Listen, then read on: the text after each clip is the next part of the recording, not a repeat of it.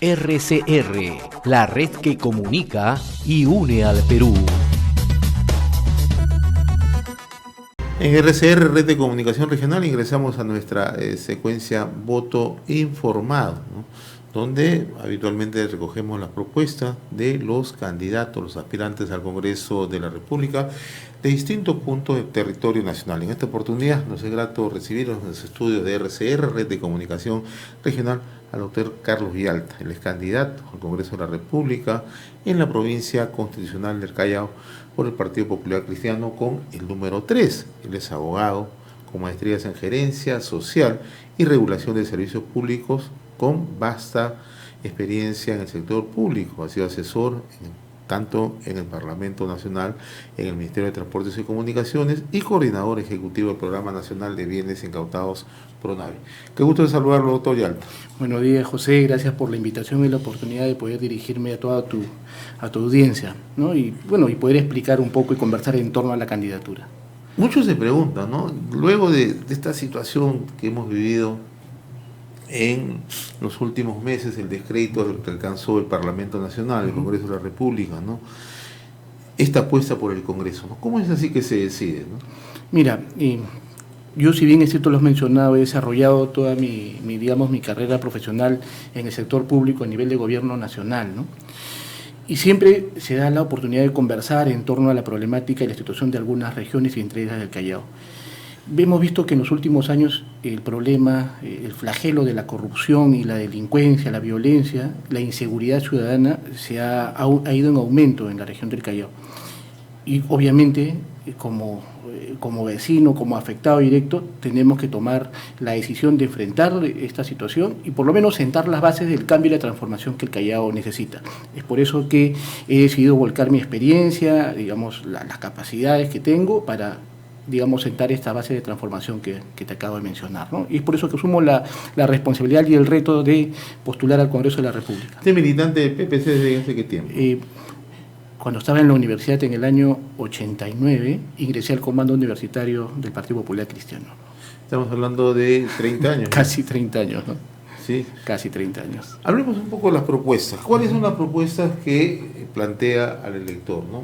Sobre todo usted inicialmente nos ha dicho algo que nos parece bastante relevante, ¿no? El tema de la lucha contra la corrupción, ¿no? Que es uno de los principales aspectos que visualiza el elector, pero que también forma parte de una de las prioridades en la agenda nacional, ¿no? Así es, o sea, hemos estado conversando, lo has mencionado al principio, he desempeñado el cargo de coordinador ejecutivo del Programa Nacional de Bienes Incautados, el PRONAVI, que es la entidad que lidera el subsistema de extinción de dominio, que es de repente el arma más poderosa de lucha contra la corrupción.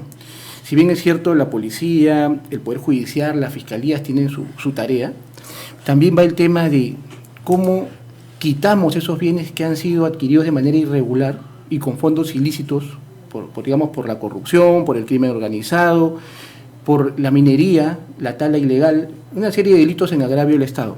Entonces, el PRONAVI administra estos bienes, ¿no? Y tiene la misión fundamental de estos bienes transformarlos en recursos para que retornen a la lucha contra la corrupción. Eso es por un lado. Y por el otro, tengo una trayectoria de he elaborado casi 30 años de experiencia profesional y casi la mitad de ellos ha sido en el sector público, ¿no?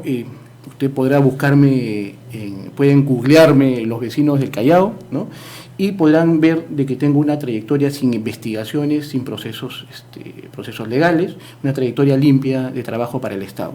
Entonces son, dos requisitos fundamentales que debemos, por lo menos, mostrar a aquellos que nos queremos, en esta elección para el Parlamento, queremos enarbolar las banderas de la lucha contra la corrupción. En cuanto a propuestas, ¿no? Estamos planteando el uso del polígrafo. El polígrafo es una herramienta tecnológica que ayuda un poco a conocer las tendencias de las personas. Es una propuesta novedosa, ¿no? Porque de una u otra manera permite también que los aspirantes al Congreso tengan la voluntad de someterse a todas las consideraciones habidas y por haber para efecto de saber si están en condiciones de acceder al cargo, ¿no? Así es. Esta prueba tiene un requisito fundamental, lo acabas de mencionar. que es el de someterse voluntariamente a la prueba, ¿no?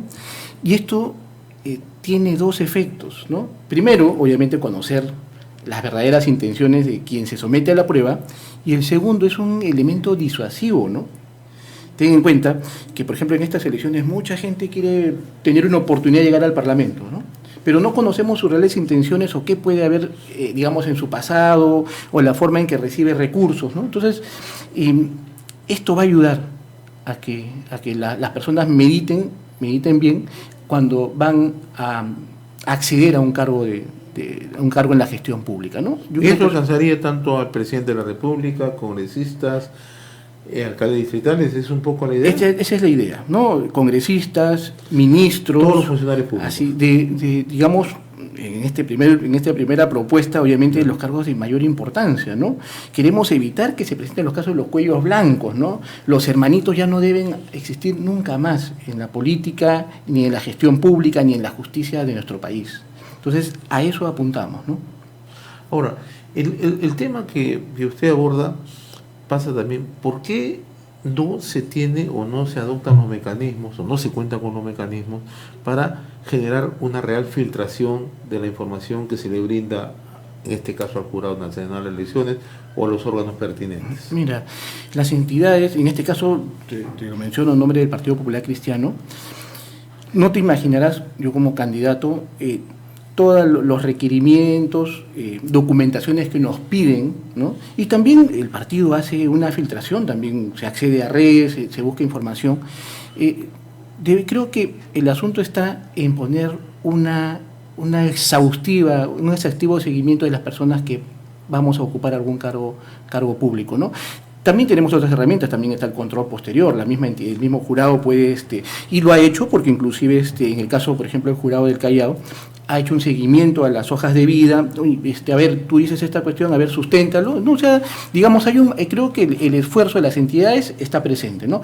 Pero yo creo que los mecanismos de control y confianza, como es el caso del polígrafo, van a ser de mucha ayuda justamente para fortalecer esta labor de transparencia y de seguimiento, ¿no? Ahora, uno de los trabajos o una de las acciones que cumple el Congreso, naturalmente, es el tema de la fiscalización, las tareas de control, ¿no?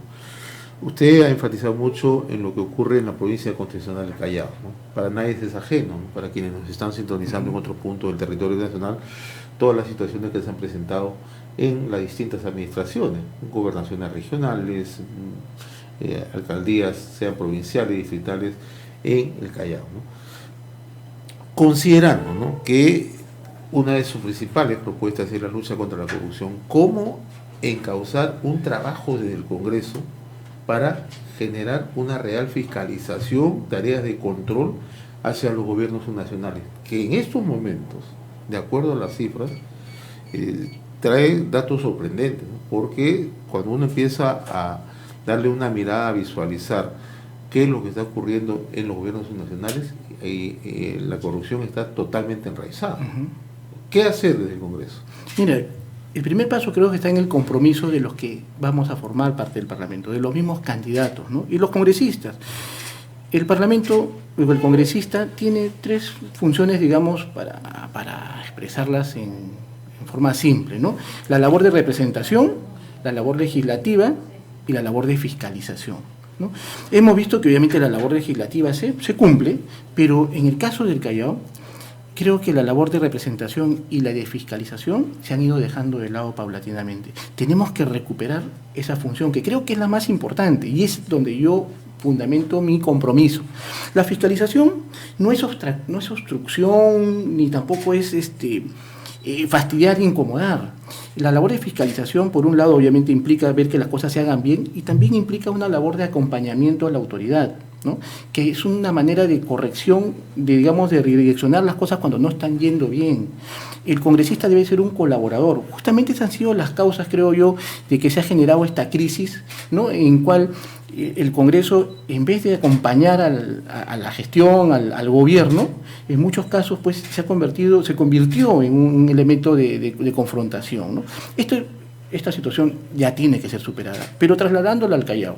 La labor de fiscalización nos tiene que dar a ver cómo y en qué gastan los gobiernos, tanto el regional como los gobiernos municipales, ¿no? Desde la alcaldía provincial hasta las alcaldías distritales. Tenemos que ver cómo y en qué gastan, y también tenemos que hacer un seguimiento y observar por qué no gastan, ¿no?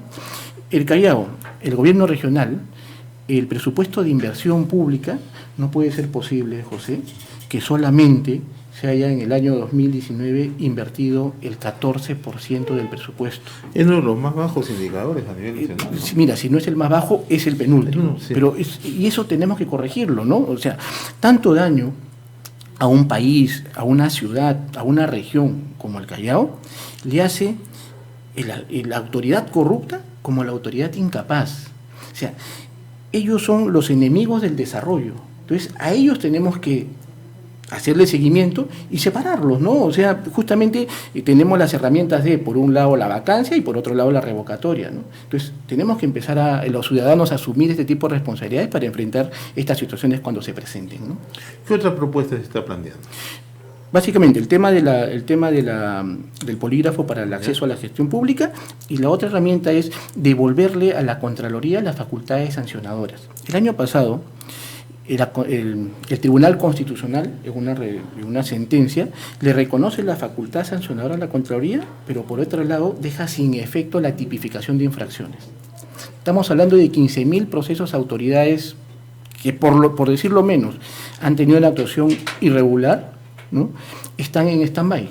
Y en muchos casos hasta se va a perder los procesos. Entonces, lo que tenemos que hacer, y es un compromiso que yo asumo, es impulsar la norma que tipifique las infracciones en las que pueden incurrir los funcionarios públicos. Esto para efectos de que la Contraloría pueda sancionar adecuadamente y cuente con las herramientas, obviamente, para encauzar. Ya no sería un diagnóstico como ocurre ahora, porque lo que hace la Contraloría, presentan informes y esto se somete al Ministerio Público posteriormente si se dan las condiciones o no. No, siguiendo la misma línea. ¿Sí, no? Cuando hablo, la sentencia del Tribunal Constitucional dice de que la tipificación de infracciones que tenía la Contraloría eran demasiadas abiertas y podían, digamos, de alguna forma afectar el derecho de los funcionarios públicos, ¿no? En todo caso, se pedía de que se tipifique taxativamente las infracciones. Y eso es lo que tenemos que hacer. Ya hay un proyecto de ley, que tenemos que revisarlo obviamente y impulsarlo, que tipifique claramente las infracciones en las que puede incurrir el funcionario público a efectos de que la Contraloría pueda ejercer la labor de fiscalización, control y obviamente de sanción. En el tema de la inmunidad parlamentaria, que es un tema muy recurrente que definitivamente luego de lo ocurrido en el legislativo, todos tienen una propuesta, le dan una mirada si es necesario o no mantener la inmunidad parlamentaria. Hay algunos que dicen que hay que regularlo. Desde su punto de vista, ¿qué hacer? No, la inmunidad parlamentaria como herramienta de protección al ejercicio de la labor de fiscalización de los congresistas es una buena herramienta. El tema está en cómo se viene aplicando, ¿no? Y ahí es donde vamos a proponer la revisión de toda la estructura de la norma, a efectos de que no sea el mismo Congreso de la República el que autorice el levantamiento. El levantamiento debe estar en manos de otra autoridad. Y en este caso lo que se propone es que sea el Tribunal Constitucional, ¿no? Obviamente, para proteger durante la función que tenga el congresista, ¿no? Entonces, estas situaciones van a tener que estar en manos del Tribunal Constitucional. El riesgo que ha tenido justamente la figura de la inmunidad cuando ha estado en manos del propio Congreso es que se produzca el tema, pues, de la protección del blindaje a determinadas investigaciones, ¿no? Y el error que yo he identificado en este Congreso ya disuelto fue que se privilegió la importancia del voto del congresista frente a que dé cara y rinda cuentas a la justicia. O sea, José, tú eras congresista, significabas un voto para mi bancada, ¿no? Y no podía perderte, entonces ese voto es importante, blindémoslo, ¿no? Ahí está el error. Una bandera que enarbola el Partido Popular Cristiano, no solo en esta contienda, sino siempre ha sido y lo podrás ver en su actuación pública, es de que nunca se ha blindado, ni tampoco se blindará en el futuro. El tema es que las personas que estén sometidas a un proceso de investigación estén, ¿no?, den cara a la justicia, esclarezcan y digamos, sin que el partido tome parte o pretenda, digamos, hacer espíritu de cuerpo. Eso es lo que no se va a permitir.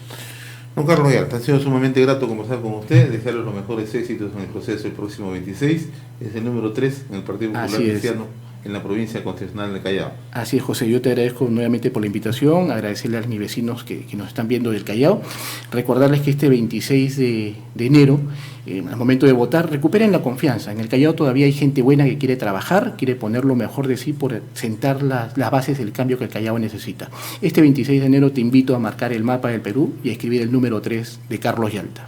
Conversábamos con el doctor Carlos Yalta, candidato al Congreso de la República en la provincia constitucional del Callao por el Partido Popular Cristiano con el número 3. RCR, la red que comunica y une al Perú.